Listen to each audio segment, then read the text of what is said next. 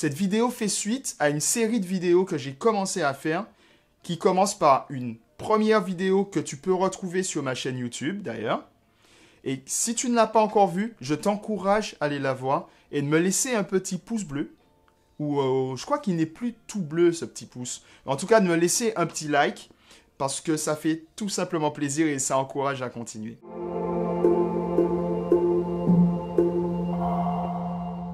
Salut, j'espère que tu vas bien et que tu as passé une bonne rentrée.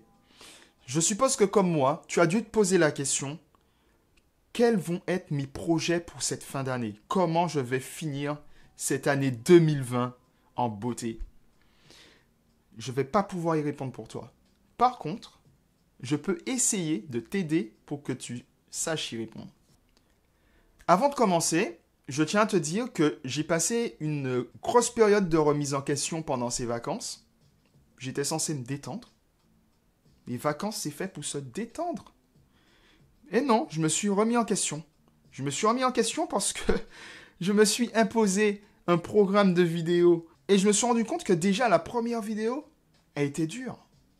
J'ai regardé pas mal de vidéos. J'ai lu énormément. J'ai écouté des podcasts. Mais répondre à cette question, comment définir ce cap? Ce cap. Enfin bref, c'était complexe. Donc j'ai passé en fait une grosse période de remise en question, de perte de motivation, de perte d'énergie, etc. Et il y a une chose, une seule chose qui m'a remis dans les rails. C'est que je me suis rappelé que cette chaîne n'est pas faite pour que je t'instruise en tant que professeur. Je ne suis pas ton prof. Ben oui, déjà ça a tout changé parce que je me suis rendu compte que je me mettais énormément de pression en fait là-dessus. Je me disais, voilà, il y a déjà 150 vidéos qui parlent de ça. Pourquoi ma vidéo serait mieux qu'une autre? Qui est-ce qui va... Suis-je légitime pour parler de ce type de sujet, etc.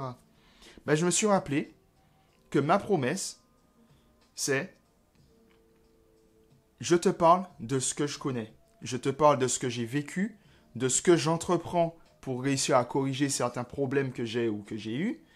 Et ce qui a marché, je teste des choses, je te dis ce qui pour moi a marché, ce qui n'a pas marché, etc. Et tout ça en étant le plus transparent possible.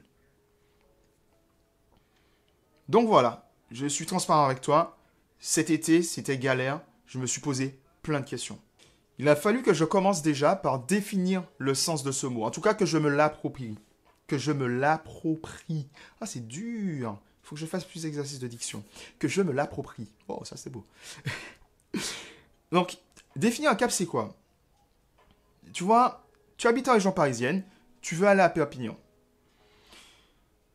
Alors, pour ceux qui ont à peu près mon âge ou qui sont plus âgés que moi, je pense que vous avez connu la fameuse carte de la route. Voilà, la fameuse carte que tu prenais auparavant.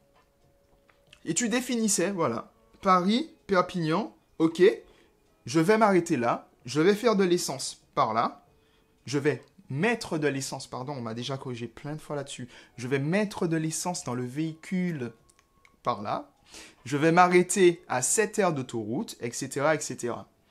Aujourd'hui, on a un peu perdu cette notion parce qu'on a tout de suite. On a tout de suite. C'est-à-dire...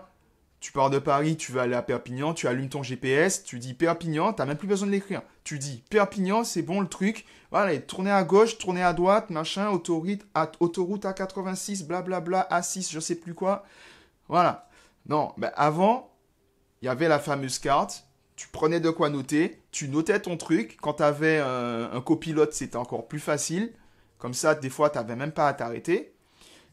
Et voilà. Donc, en gros... Le cap, c'est quoi? C'est ta prochaine direction. Tu pars de Paris, tu veux aller à Perpignan.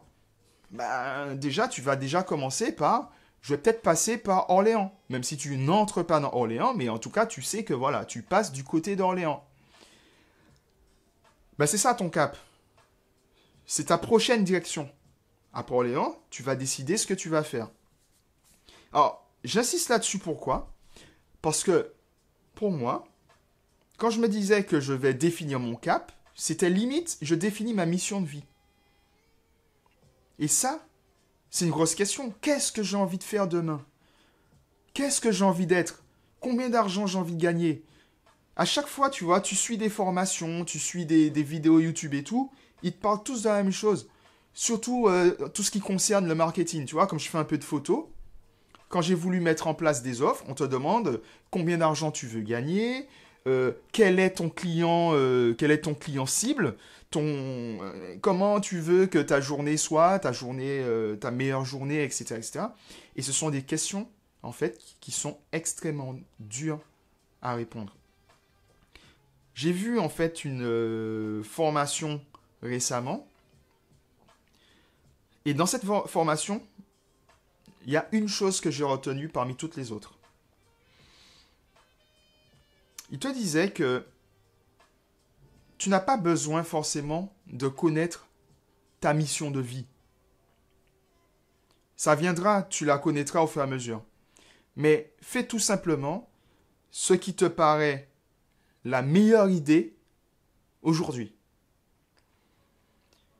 La vie, tu vois, c'est un peu comme si tu voulais construire un château. Tu as plusieurs briques. Tu fais tes briques. Une fois que tu les as fait, au bout d'un moment, tu vas assembler et ça va te donner quelque chose. Ça va finir par te donner quelque chose. Je te donne un exemple très simple. Ceux qui m'ont connu il y a très longtemps, en tout cas il y a au moins 10 ans, je voulais absolument être DJ. Je voulais mixer un peu partout dans le monde, etc. Donc j'ai appris à mixer, j'ai commencé à mixer en soirée, j'ai fait des mixtapes, etc., etc. Donc pour moi, voilà, c'est bon, mon objectif, c'était être DJ. Du jour au lendemain, je me suis rendu compte qu'être DJ, ça ne m'apportait plus autant de plaisir qu'avant. Je n'avais plus ce petit truc que tu as là, tu sais, ton petit... Le feu que tu ressens dans le cœur lorsque tu y vas, tu vois, ça commençait un peu à, des fois, je me disais, ah, j'ai pas envie, tu vois, ouais, pas cette fois, ah, j'ai pas envie de m'entraîner, etc., etc. Du coup, j'ai arrêté d'être DJ. Et je pense que toi aussi, il y a des choses que tu as dû arrêter dans ta vie, et tu l'as mal pris, tu t'es dit, voilà, j'arrête, j'abandonne toujours tout, etc. Ça, ce sont des croyances de merde, ça. Où tu finis par te dire, voilà, j'abandonne toujours tout, et donc du coup, tu as peur de commencer autre chose. Ben, j'ai vécu ça. Et je le vis encore aujourd'hui, hein, si tu veux. C'est un combat au jour le jour pour éviter en fait que je me dise ce genre de choses. Et quand tu regardes bien, je me suis retrouvé dans cette position où j'ai arrêté de mixer parce que je faisais également de la photo.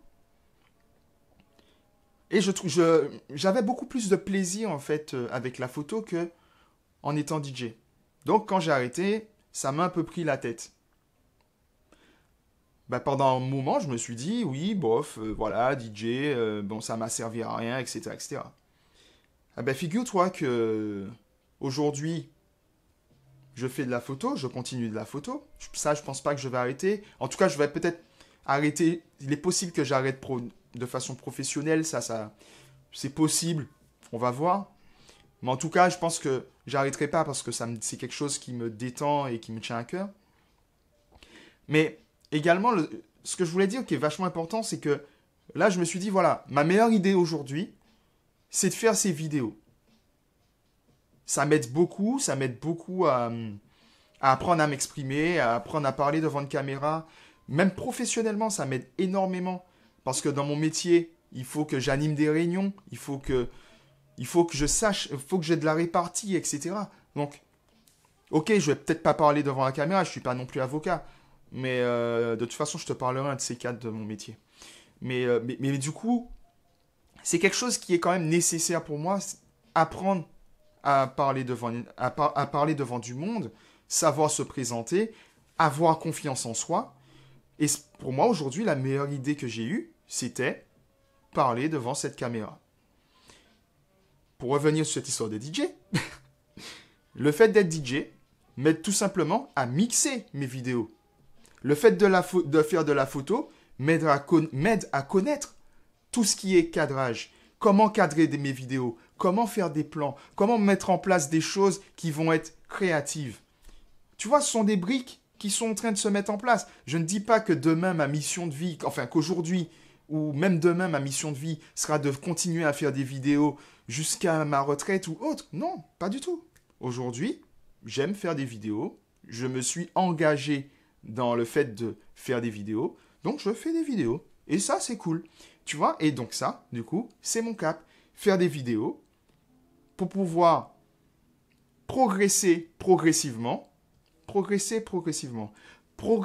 vite ou doucement en fonction de comment ça avance. Et surtout, à côté de ça, réussir à aider du monde à progresser également par la même occasion. Et ça, c'est vachement important. Je vais donner un dernier exemple. Et après, je vais couper la cam parce que je crois que cette vidéo sera beaucoup trop longue. Deuxième exemple, c'est que quand j'ai créé cette chaîne, j'étais persuadé qu'en fait, voilà, je veux devenir minimaliste et que le but de cette chaîne, c'est suivre mon cheminement pour devenir minimaliste. Aujourd'hui, je me rends compte, au fur et à mesure, que devenir minimaliste, c'est plus une fin pour moi, c'est plus un objectif, c'est un moyen. Un moyen finalement de... Un moyen d'être heureux en fait. Un moyen d'être heureux, de me contenter du minimum finalement pour pouvoir être bien. Et surtout un moyen d'atteindre un objectif que j'ai depuis très longtemps, qui est de pouvoir être nomade. En fait, si tu as plein de biens, tu vas pas pouvoir les déménager de partout et tout. Tu vois, quand je voyage, non, j'aime beaucoup voyager. Quand je voyage, je prends ma caméra, j'ai un tout petit sac comme ça, et puis j'ai très peu de choses dans mes valises qui me permettent de me déplacer comme je veux, être tranquille. Bon, tu vois, être minimaliste finalement, c'est pas mon but ultime. Mais par contre, c'est un moyen d'atteindre mon but ultime. Et c'est ça que je voulais partager avec toi. Donc, j'ai déjà assez parlé pour aujourd'hui. J'espère que cette vidéo te motivera, t'aidera, t'inspirera.